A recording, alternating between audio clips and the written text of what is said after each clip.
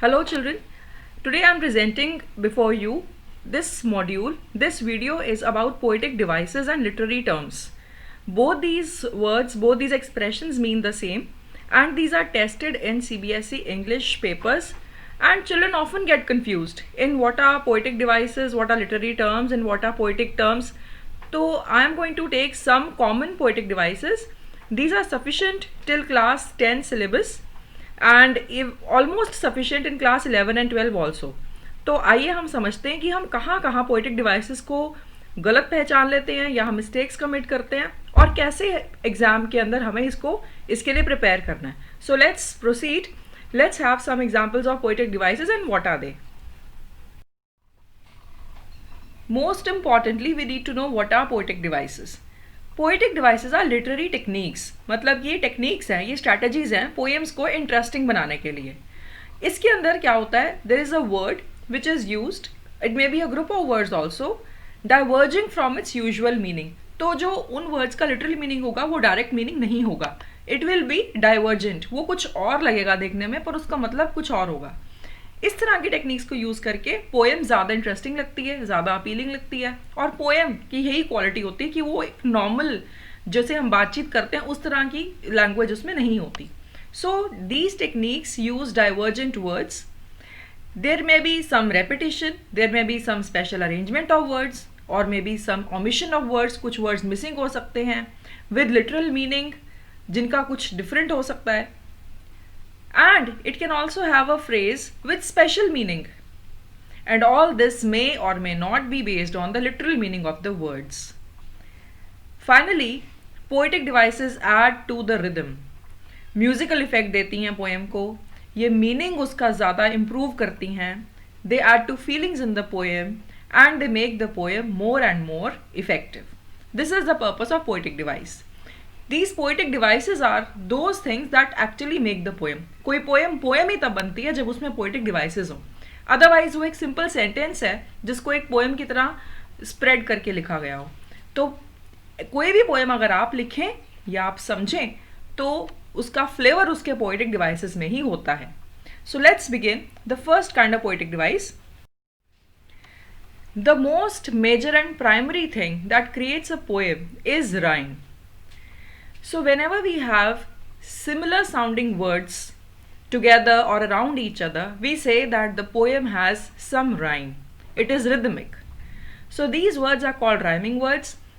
Watch every class we do. In every class we teach rhyming words. You all would be aware of them. Still I have given examples like tap, cap, fear, sneer, fight, sight, cow, bow. These are rhyming words. Now here you have to see the correct pronunciation. Many times children speak B-O-W as bow. अगर इसको cow और bow बोलेंगे तो it is not rhyming. But the verb form of this word, cow and bow, they are rhyming words. So these rhyming words are used to find rhyming scheme in a poem or in its stanza. Stanza एक poem के paragraph को stanza बोला जाता है. तो on the basis of these rhyming words only, we find out the rhyming scheme in a poem. I'll be telling you more about rhyming scheme also because in most exams, rhyming scheme is also asked in a poem. Students, if you want to know how to find the rhyme scheme of a poem, I will not be explaining that in this video. उसके साथ अगर मैं उसको इसमें merge करूँगी तो video लंबा हो जाएगा. I am going to give the link of that video of how to find rhyme scheme in the description box. Secondly, also that link is being flashed on the top. ऊपर आपको icon दिख रहा होगा, अगर आपको अभी देखना आप उसको देख भी सकते हैं. राइम स्कीम फाइंड करने का प्रॉपर मेथड जो है उसके लिए एक अलग से video I have already made. Please watch that. Now we are going to proceed to rhyme and its types. First of all we must see what is the perfect rhyme. Perfect rhyme is, examples are there, fight, sight, cow, bow. All the vowel sounds. Vowel sounds होती हैं जैसे मात्रा वाली sound होती है हिंदी में, जैसे आ की मात्रा, ई की मात्रा, ऊ की मात्रा हम हिंदी में बोलते हैं. ऐसे ही जो लेटर्स वाउल्स का काम करते हैं इंग्लिश में, उनकी जो साउंड होती है उसको वाउल साउंड बोलते हैं. तो जो फाइट में आई वाली जो मात्रा आई है तो that is fight and sight. So these vowel sounds are same. Cow and bow. Here also vowel sounds are same. When all vowel sounds are identical, we say two words are perfectly in rhyme. They are in perfect rhyme. Imperfect rhyme भी होता है, like air, prepare. Now here the last vowel sound is same, air and air. लेकिन second word में pre आ रहा है उसके आगे, तो वो different हो गया. So all vowel sounds are not same. That is why it is imperfect rhyme. Similarly, one more example, send, pretend. Here you can see that entirely all the vowel sounds are not identical. They are not same. So we have seen two things. One is perfect rhyme and the second thing we have seen is imperfect rhyme. But in poetry, there are so many literary devices which are based on perfect rhymes also and those which are based on imperfect rhymes also. So let's proceed. First literary device which I have kept for you is I rhyme. अब I rhyme में क्या है? अब when we are reading poetry or we are reading words, when we are pronouncing them, we are using our voice. We just read with our eyes, but we use our brain to understand the correct pronunciation. However, when we talk about I rhyme, we use our eyes only. This means we see the spellings. Let's observe the definition.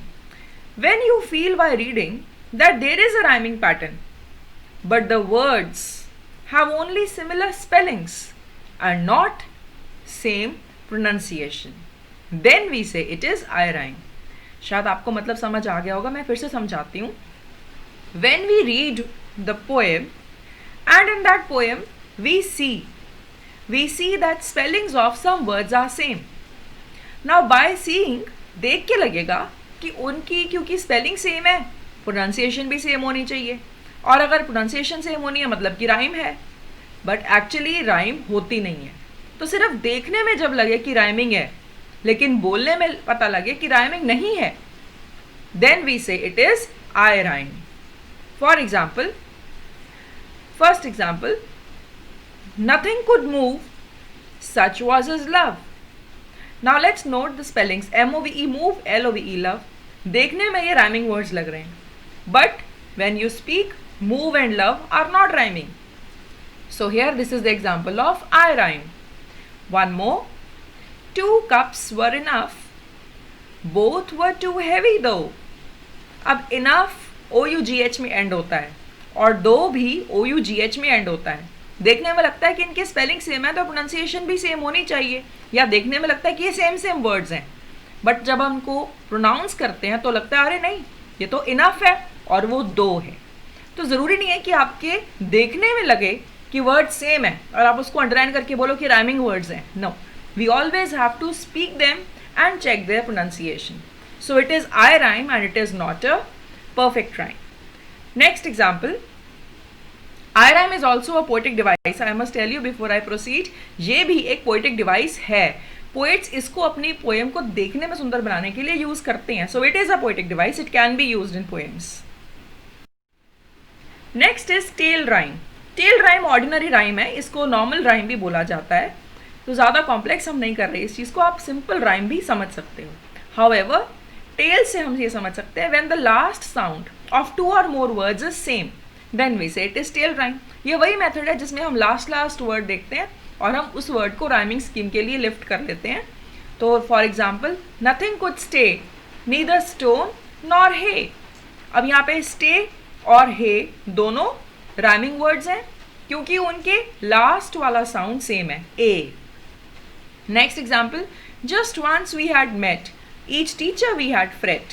तो last वाला sound इन दोनों का same है, eight और eight, तो इसलिए ये दोनों टेल राइम है, ये राइमिंग वर्ड्स हैं.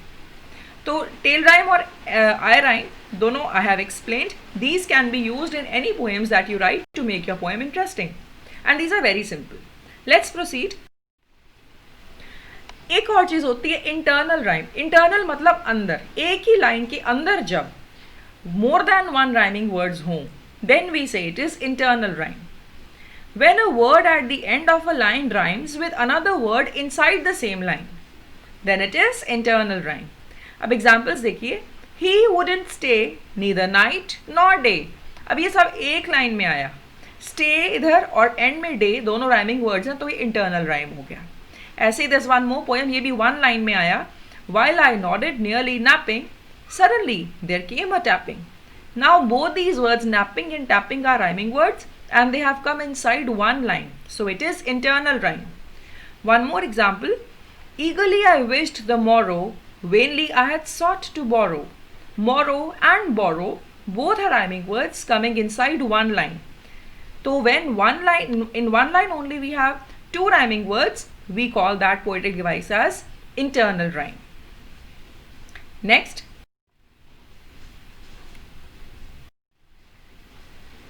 Next is using poetic devices for comparison. Now sometimes poets describe an element or a character or an object using comparisons. अब कभी कभी पोएट्स किसी एक चीज़ के बारे में ज़्यादा समझाने के लिए उसको कंपेयर करते हैं किसी और चीज़ से. अब ये जो कंपैरिजन वाली पोएटिक डिवाइसेस हैं, these are two. One is simile and one is metaphor. Both these poetic devices are used to describe something, to tell more about something that the poet is speaking about. But what is the difference in both of these? So we are taking the first poetic device, simile. Simple सी बात है, जहाँ पर comparison हो और words हो as या like, then we say simile has been used. For example, he lifted his head from drinking as cattle do. अब इस एग्जाम्पल में हमें दो बातें देखनी है. First of all, is there any comparison being done? Yes, he is compared with cattle. Second point, which is the word used to make this comparison? The word is as. So both the conditions are done. That is why we say simile has been used in as cattle do. Next, I wandered lonely as a cloud. Let's again check both the points. Is there a comparison? Check yourself. Yes, I is compared with cloud. And then, what is the word used to show this comparison? Word as is used to show this comparison. Similarly, one more example is there. Has it feet like water lilies? Has it feathers like a bird? Now check yourself, children. In दोनों lines में, what is compared with what? And which is the word used? The word used for comparison is like. And it is compared with water lilies in the first one, and it is compared with bird in the second one. So here also, because like is used, we say the poetic device used is simile. So children, when in the poem you will be getting any comprehension और उसमें पूछा होगा find one simile or find one metaphor. So how to differentiate? Whenever you have to say that it is simile, you have to mark those 2 points. First of all, find out, are two things compared? If yes, are they using as or like for the comparison? If both the answers are yes, then definitely you will say that there simile has been used. Let's continue. Now we are going to discuss metaphor. So now in metaphor also, comparisons are being made. A poet wants to describe something, and in that point of description, the poet is comparing one object with some other object to clarify his description. The only difference is that as or like are not used. This comparison will be direct. वो direct ऐसे होगा कि ऐसा लगेगा कि वो चीज़ जिसके बारे में पोएट बता रहा है, उसकी पोएम का अपना एक एलिमेंट या कैरेक्टर है, वो कुछ और बन गया. For example, all the world's a stage. अब देखो डायरेक्ट कंपैरिजन है. उसने ये नहीं बोला कि all the world is like a stage, all the world is as a stage. No, उसने बोला all the world is a stage. Now think carefully, is word actually just a stage? No, world को stage के साथ compare किया है. और कैसे किया? कि उसको स्टेज बना दिया. जब डायरेक्टली ट्रांसफॉर्मेशन हो जाए, जब डायरेक्टली वो चीज़ कुछ और बन जाए, तो क्या होता है? मेटाफर यूज होता है. तो all the world is a stage में वर्ल्ड को एक स्टेज के साथ कंपेयर किया. For the same poem, this the second line also which completes this explanation. अगर आपको वो देखो, वहां पर भी दोबारा मेटाफर यूज किया. This is written by Shakespeare. So second line में शेक्सपियर बोलते हैं, and all the men and women merely players. तो मेन एंड वेमेन को प्लेयर्स के साथ कंपेयर किया है कि एक स्टेज है वर्ल्ड और उस स्टेज पे एक्टिंग कौन करता है, प्ले कौन करता है? Man and women. Man and women कौन से? जो वर्ल्ड में रहते हैं। So over here let's see, men and women are actually being compared with players, but इस comparison के लिए the poet does not use as, the poet does not use like. He directly says men and women are players, the world is a stage.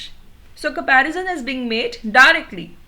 When comparison is direct, we say that metaphor has been used. One more very easy example I will give you. Suppose this line is written in a poem. The bride was a red rose. Now it is not possible in reality. Possibly the dress of the bride is being compared with the red rose. अब directly bride को red rose बोल देना मतलब metaphor has been used to compare the beauty of the bride with a beautiful red rose. So this is where we have metaphors. When direct comparisons are done to give more description about what the poet wants to say about anything in his poem. That is metaphor.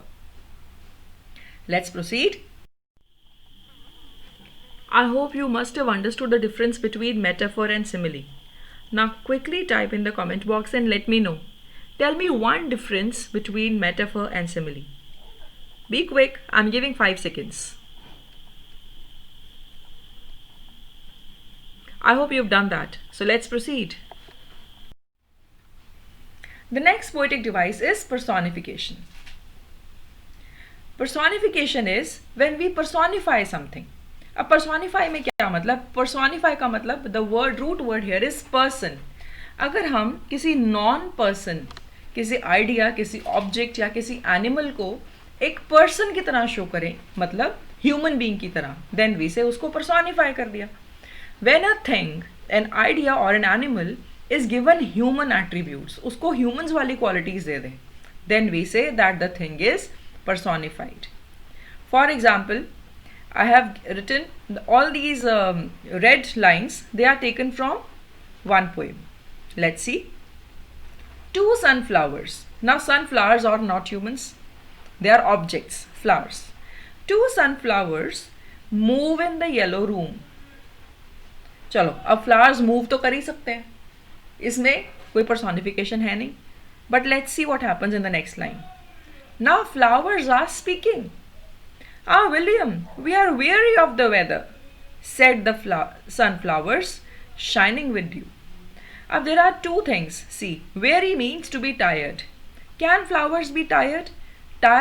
To be tired is a human attribute.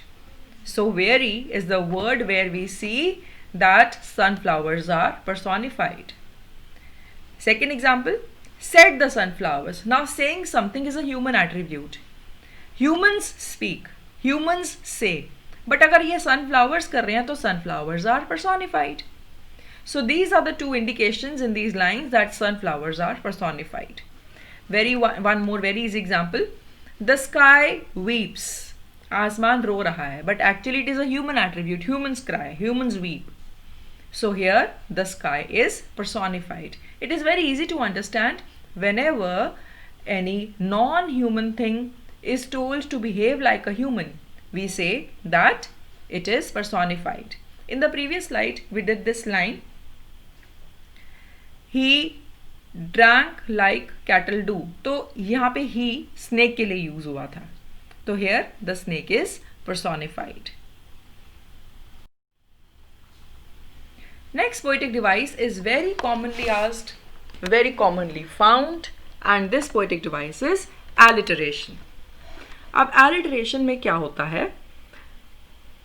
Simple सी बात है. When consecutive मतलब एक साथ आने वाले, या बीच में कोई छोटा मोटा वर्ड आ भी जाए तो ऑलमोस्ट एक साथ आने वाले. सो जब एक साथ आने वाले words begin with the same sound. Very importantly you have to note one thing. मैंने sound बोला है, spellings नहीं बोला. तो you have to speak the words. You have to read the line and see. Are these words beginning with the same sound? If consecutive words are beginning with the same sound, we say alliteration has been used.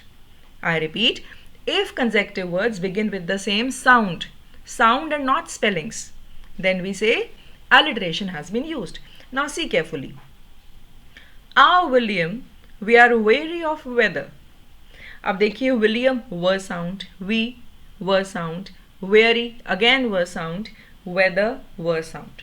तो that is why I have underlined only these first letters, but I wanted to underline sound letter here. अब क्योंकि इनकी sound same है तो मैंने इसे underline किया है.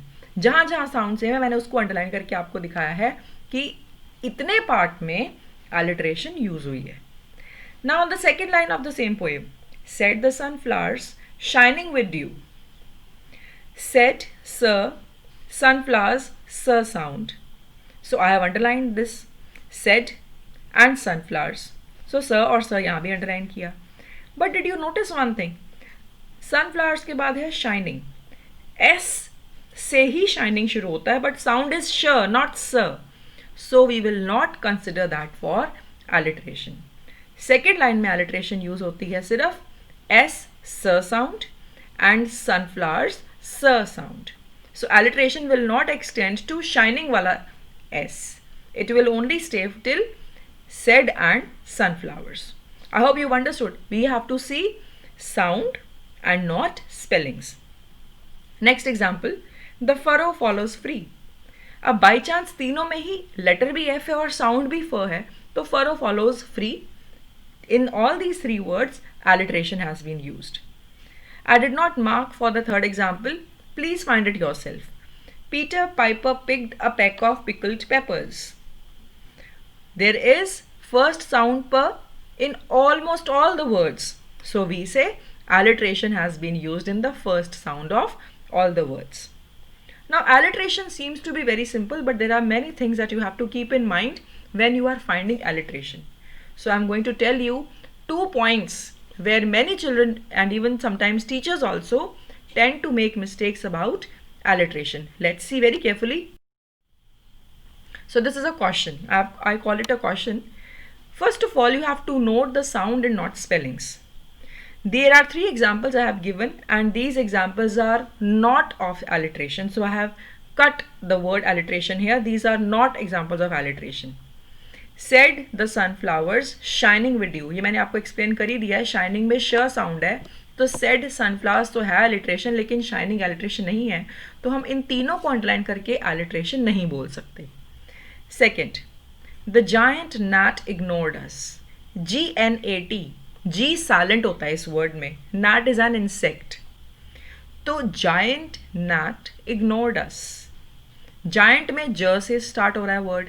gnat में जी साइलेंट है, चाहे लिखा हुआ है, पर वो ना से स्टार्ट हो रहा है, तो this is also not alliteration.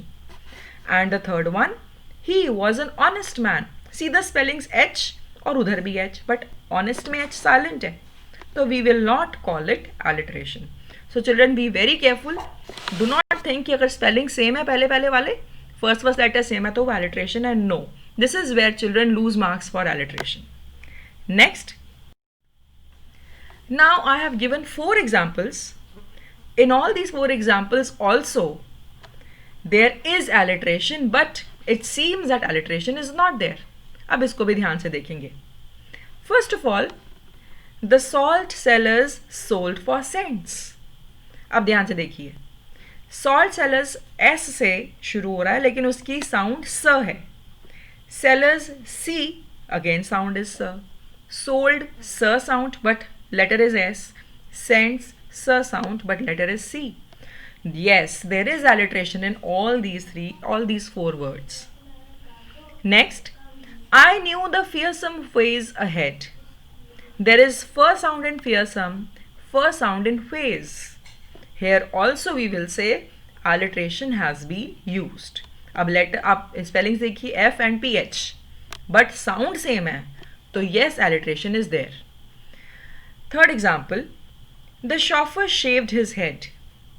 sh sound ch से भी आ रही है chauffeur, और sh से भी आ रही है shaved. So here, what do we say? Do we have alliteration? Yes, definitely there is alliteration because the sound in the first word is same. Fourth one, psychiatrist Sam was gone. Psychiatrist, first letter is P. but P is silent. So which is the first sound? S. अब जब first sound स है, second word में भी first sound स है, तो we say there is alliteration used in this example also. If you've not understood, I request you to pause the video and listen once again. और बहुत ध्यान से समझें कि हमने कैसे लाइंस को रीड करना है और कैसे alliteration को चेक करना है. If you want, I can read all these 4 examples once again. The salt sellers sold for cents. I knew the fearsome phase ahead. The chauffeur shaved his head. Psychiatrist Sam was gone. Let's proceed. Dear students, I really thank you all for being with me. If you are liking this video, if you can understand it, please like, subscribe and press the bell icon. Please motivate me and my team so that I create more such useful videos for you. Thank you. Let's proceed. Repetition. Where a specific word or phrase is repeated several times, then we say repetition has been used. तो ये तो नाम से आपको पता चल रहा है कि जब बार बार ये एक वर्ड याद आए, यूज़ किया हो, इसका फ़ायदा क्या होता है? It adds rhythm, it adds musical effect and it lays emphasis on a specific element. For example, oh captain, my captain, rise up and hear the bells. अब captain word 2 बार repeat हुआ. Let it snow, let it snow, let it snow. Full 3 words का ये phrase बार बार repeat हुआ. So there is repetition. I remember, I remember. Here also there is repetition. एक बात आपको मैं यहाँ पे बोल दूँ, रेपिटेशन को आप एलिट्रेशन नहीं मान सकते. यहाँ पे फर्स्ट एग्जाम्पल में ओ कैप्टन माई कैप्टन, सी है कैप्टन, सी है captain, this is not alliteration, this is repetition, क्योंकि पूरा वर्ड सेम है. अगर आप इसको एलिट्रेशन लिखेंगे एग्जाम में, you will not get marks because you are identifying the poetic device wrong. वो तो पूरा वर्ड ही सेम है, तो उसको रेपिटेशन मानेंगे, ना कि alliteration. Please remember this technical point. Next, refrain. अब रेपिटेशन में था एक वर्ड रिपीट हो रहा है, पर अगर फुल लाइन रिपीट हो या set of lines bar bar poem में रिपीट हो, देन वी से कि उसको, उस लाइन के सेट को रिफ्रेन बोला जाता है. A line or phrase that recurs throughout a poem or a short part of poem that is repeated specially between the stanzas or at the end of some stanzas, we say that it is refrain. अब Isabel poem हम सब ने पढ़ी है बचपन में. Isabel Isabel didn't worry, Isabel didn't scream or scurry. ये line बार बार रिपीट होती है, so we say this is refrain. There is one more very famous line by Robert Frost, and miles to go before I sleep, and miles to go before I sleep. This is being repeated twice together, so this is refrain. Next, hyperbole. Spellings note कीजिए, HYPERBOLE. इसको hyperbole नहीं बोलना है, इसकी pronunciation है हाइपरब्ली. Please repeat, हाइपरब्ली. अब इसका मतलब क्या है? See the word hyper. Hyper मतलब बढ़ा देना, बहुत ज़्यादा होना, ज़रूरत से ज़्यादा. तो इसको बोलते हैं एग्जैजरेशन. व्हेन अ पोएट एग्जैजरेट्स, मतलब बहुत ज़्यादा बात को बढ़ा चढ़ा कर बोले. Usually employing extremes and superlatives. तो एक्सट्रीम लेवल के ऊपर उसको डिस्क्राइब करें. वाई? टू कन्वे पॉजिटिव और नेगेटिव क्वालिटी. देन वी से हाइपरबली इज यूज्ड. कुछ बहुत पॉजिटिव बोलना है, कुछ बहुत नेगेटिव बोलना है, फीलिंग्स को बढ़ा चढ़ा के बोलना, देन वी से hyperbole is used. So one example I have given here, she had a brain the size of a planet. अब किसी का भी brain size of a planet नहीं हो सकता, एक प्लैनेट के साइज का नहीं हो सकता, तो this is hyperbole. Second, 10,000 I saw at a glance. Glance होता है छोटी सी लुक, बस एक छोटी हल्की सी नज़र, एक नज़र में 10,000 किसी चीज़ का 10,000 नंबर देख लिया. ये डैफोडिल्स में से लिया गया है. तो पोएट कहता है कि मैंने एक झलक में 10,000 देखे. तो 10,000 बहुत बड़ा नंबर है, और अगर है भी, you cannot count it that it is exactly 10,000. So here this is also exaggeration. So जब बहुत बढ़ा चढ़ा के बोला हो, then we say it is hyperbole, और because it is exaggerated. Now I am taking the poetic device imagery. Imagery मतलब जब हम उसको रीड कर रहे हैं पोएम को, तो हमारी आंखों के आगे एक सीन बन रहा है, क्लियर सी मेंटल पिक्चर बन रही है. जब भी हम किसी की बात सुनते हैं, हमारे ध्यान में वो एक सीन इमेजिन होता है. That is called imagery. तो when suggestion of vivid mental pictures or images by skilful use of words, अच्छे वर्ड्स के साथ जब हम पिक्चर्स देख पाते हैं, then we say it is imagery. The poet can suggest or create beautiful sight effects. देखने वाले effects आ सकते हैं, sound effects भी आ सकते हैं, just by use of words. कि poets के words ही आते ऐसे होते हैं कि हमें वो चीज़ ऐसे लगता है कि हम देख रहे हैं या हम उसे सुन पा रहे हैं. A host of golden daffodils. अब golden बोला तो हमने येलो गोल्डन फ्लावर्स डैफोडिल्स को सीन में इमेजिन कर लिया. Beside the lake, beneath the trees. ये लाइन पढ़ते ही हम एक सीन इमेजिन कर रहे हैं जो लेक के साइड पे है और ट्रीज के नीचे है. Fluttering in dancing in the bridge.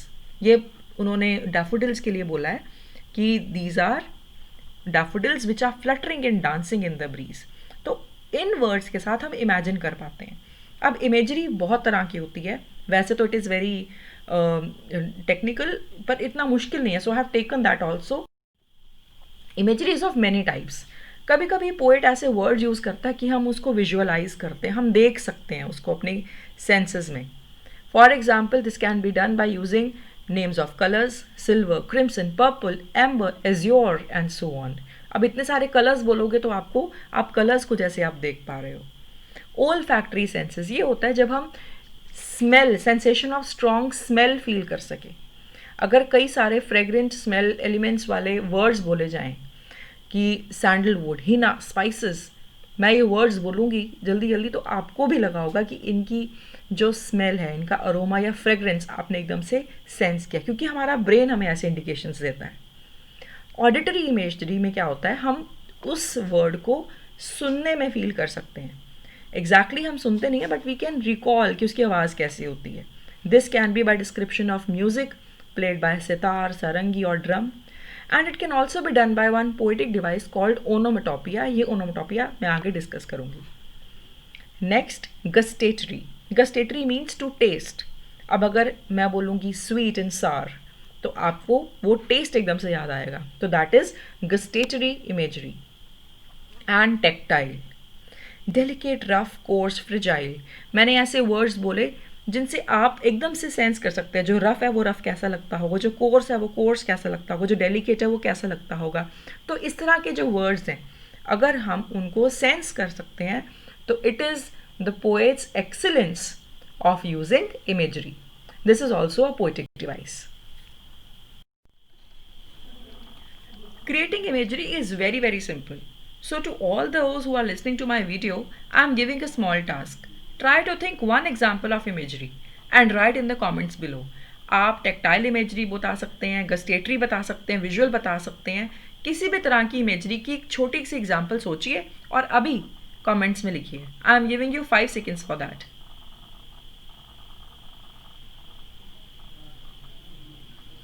If you've done, let's proceed.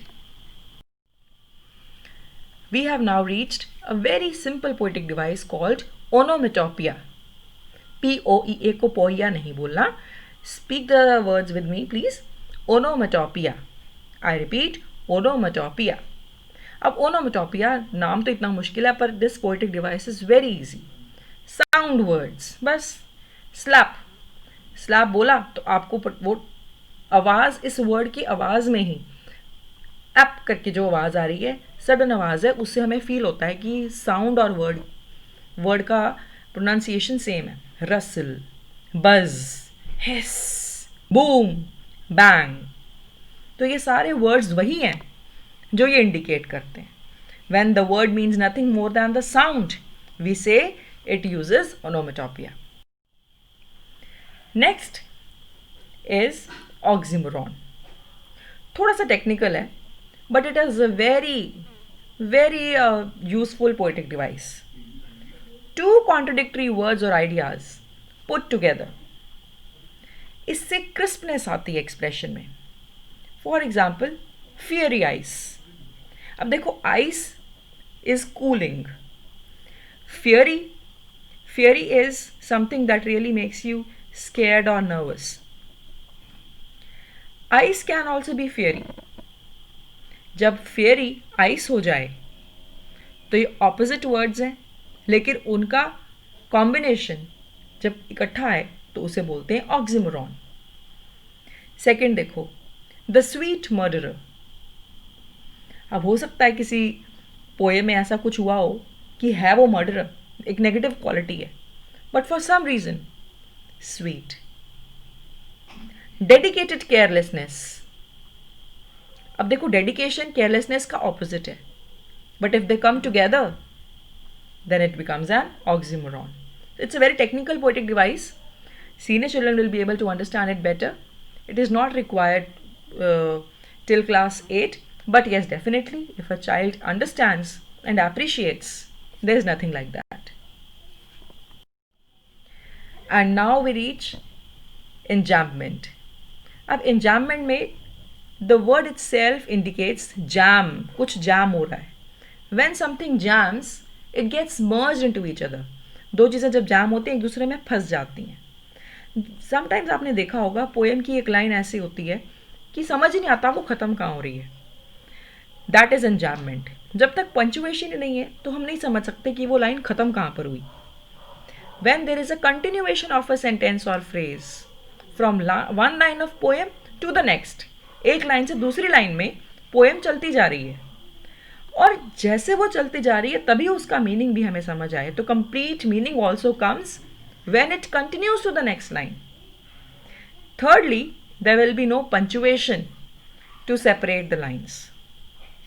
When we have such lines in a poem जो एक लाइन से दूसरी लाइन से शायद तीसरी लाइन में भी कंटिन्यू हो, तो उसको हमेशा पंचुएशन टू पंचुएशन रीड किया जाता है. And when we read it from punctuation to punctuation हमें उसको समझ आता है. तो जब ऐसे लाइंस एक दूसरे में मर्ज होती हैं पोएम की, we say the poetic device enjambment has been used. अब देखो, I remember where I was used to swing. These are two lines. पर ये खत्म होती है, एक आइडिया खत्म होता है कॉमा पर स्विंग के बाद. तो हम इसको सीधा यहीं से पढ़ेंगे. हम आई रिमेंबर के बाद रुकेंगे नहीं. Will read it like this. I remember where I was used to swing. Now, if you pause after the comma, then you will be able to understand. But if you pause after where the first line ends, your understanding will break और आप समझ नहीं पाएंगे कि poet क्या कहना चाहता है, आप कनेक्ट नहीं कर पाएंगे. सो एन्जैम्पमेंट बहुत इंपॉर्टेंट है. पोएट ने पंचुएशन कैसे लगाया पोएम में, उसको बहुत ध्यान से समझ के हमें पोएट्री में पढ़ना है. तभी हम समझ पाएंगे कि पोएट के थॉट्स पोएट्री में चल कैसे रहे हैं. तो पोइट्री को कभी भी पढ़ना हो, पंचुएशन से पंचुएशन तक ही पढ़िए. कॉमा से कॉमा तक, फुल स्टॉप से फुल स्टॉप तक, और हाइफन में एक एक्सटेंडेड थॉट होता है. So how to understand and appreciate poetry, इसके लिए आपको बहुत बातों का ध्यान रखना है. इसके लिए मैं और वीडियोस बनाती रहूँगी. अगर आपको ज़रूरत है और आप चाहते हैं कि मैं इसके ऊपर एक्सप्लेन करते और वीडियोज़ बनाऊँ, तो प्लीज़ मुझे कॉमेंट बॉक्स में अभी बताइएगा. फिलहाल आई am taking the second example. And thought the air must rush as fresh to swallows on the swing. अब अगर हम फ्रेश पे रुकते हैं हमें बात समझ नहीं आएगी, लेकिन अगर हम लाइन पूरी पढ़ते हैं तो समझ आता है कि पोएट यहाँ पे कह रहा है कि एंड थॉट, कि मैं सोचता था कि एयर हमेशा फ्रेश रहती होगी. किसके लिए? स्वॉलोज के लिए. ऑन द विंग, जो विंग्स के साथ उड़ रही हैं. सो एन्जैम्पमेंट का यूज़ है हमें पोएट के थॉट्स तक पहुँचना.